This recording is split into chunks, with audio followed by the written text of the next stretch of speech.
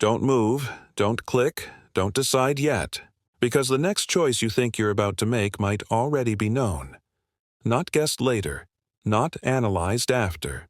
Known before you even felt the urge, and once you realize how that's possible, every choice you make starts to feel different. Here's the terrifying part. You don't need to be hacked, you don't need to be watched, you only need to be predictable. And humans are more predictable than we like to admit. Right now, something doesn't care what you're thinking. It's tracking what you've already done, quietly, patiently, and it's very good at it. If that sounds dramatic, let me ask you this. When was the last time something appeared at the exact moment you were about to look for it? Not after. Not randomly. Right on time.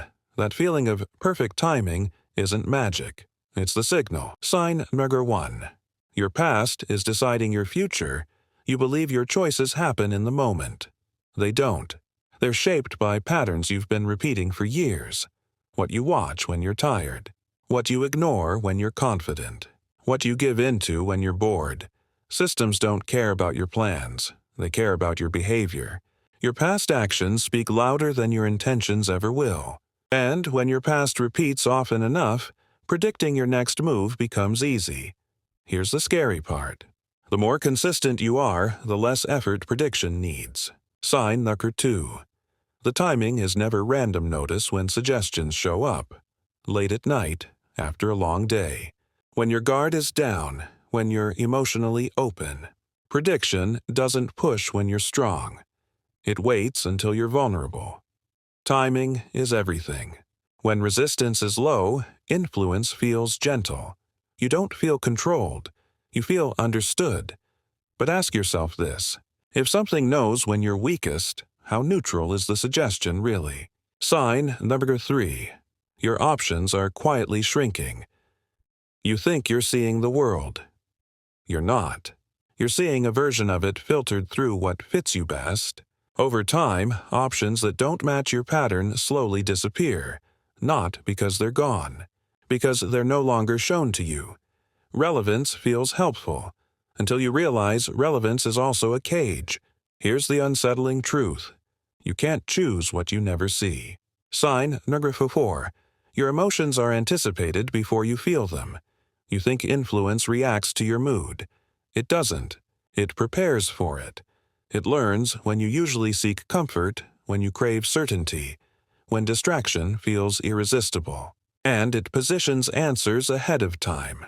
So when something appears at the exact emotional moment, you feel like it understands you. But here's the question most people never ask. Who created the moment? You. Or the system that predicted it? Sign number 5. Your hesitation is being measured. It's not just what you choose. It's how long you hesitate. The pause before you click, the scroll away, the return later. Hesitation reveals doubt, curiosity, internal conflict, and every hesitation teaches prediction how to adapt. If you resisted once but gave in later, that's valuable data. If you hovered and left, that's data too. Here's the disturbing thought. If hesitation can be measured, it can be designed around. Sign number 6. Your confidence is slowly being outsourced. When predictions work, they feel comforting. You feel seen, supported, like the world fits you perfectly. But something subtle changes. You start trusting what's presented more than what you feel. You wait for suggestions instead of forming intent. Decisions feel easier but less deliberate. And this is where control becomes invisible. When guidance feels like help, you stop questioning it. Sign number 7. A future version of you is already assumed. This is the deepest layer. Prediction doesn't just guess your next move.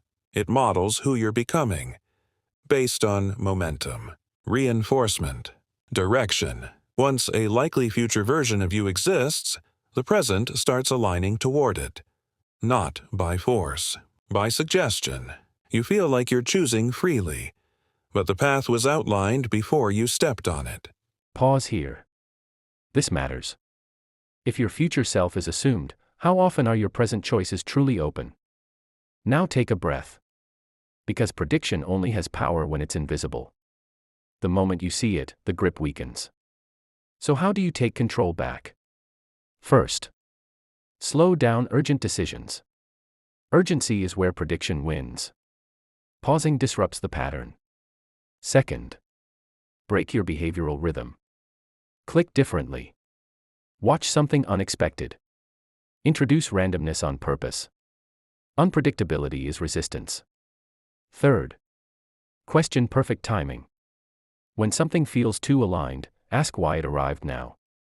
Fourth, strengthen internal intent. Decide what you want before options appear. Name it. Being predicted doesn't mean you're weak. It means you're human. Patterns are natural. But patterns don't control you unless you stop noticing them. The goal isn't to escape prediction. It's to stay awake inside it. If this made you uncomfortable, that's a good sign. Awareness usually is. Let me know in the comments if you ever felt like a choice wasn't entirely yours.